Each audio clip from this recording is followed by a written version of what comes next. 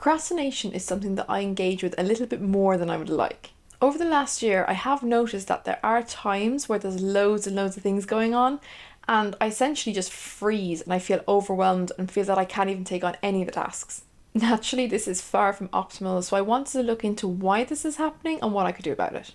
The freeze response is one of our body's natural reactions to stress. When faced with a threat, our body can choose between flight, fight, or freeze. Originally, these responses were designed to protect us from physical harm. However, in modern times, they can be triggered by things like an imminent deadline or a task at hand. According to Marnie Rogers de Jong from Navigation Psychology, the freeze response is designed to keep us immobile. By doing so, we can then think about the situation at hand and decide what to do next.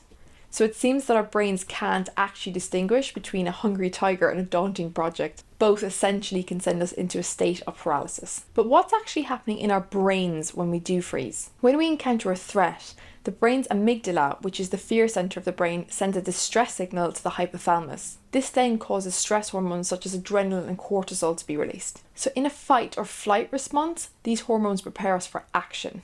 However, when it comes to the freeze response, the brain puts the brakes on any sort of movement or decision making.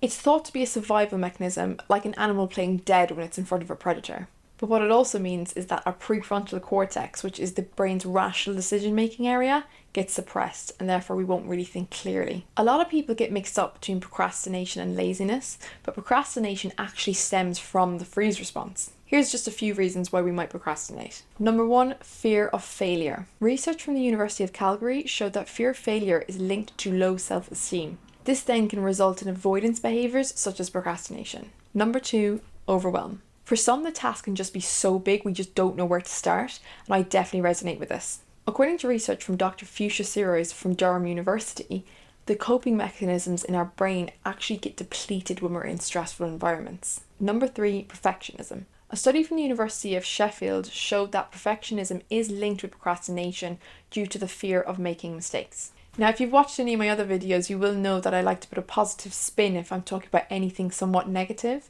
So with that, here's what I found when it comes to the solution to the freeze response.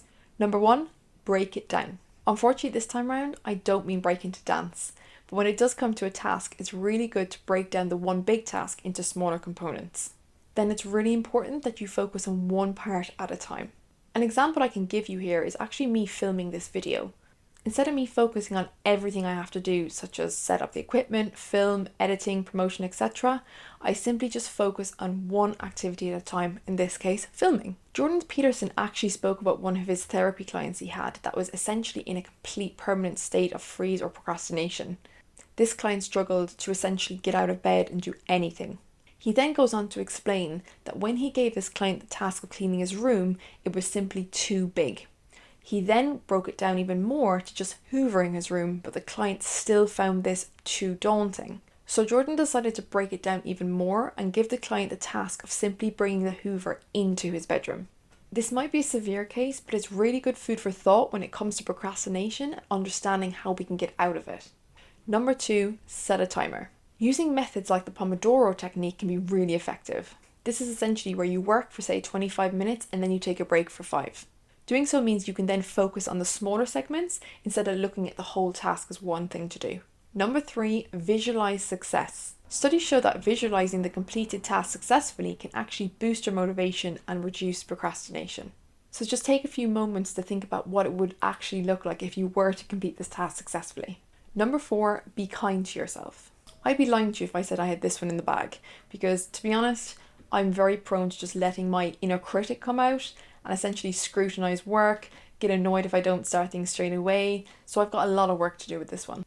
Being kind to yourself in this capacity means recognizing and understanding that it's okay to make mistakes. Any sort of progress is better than perfectionism. Dr. Tim Cycle from Carleton University says emotional regulation is crucial when it comes to eliminating procrastination. I think it is important to note that it is okay to feel stuck sometimes and not know where to go or what to do next. But the key is to understand what is happening and why it's happening, and therefore we can take proactive steps to find a solution.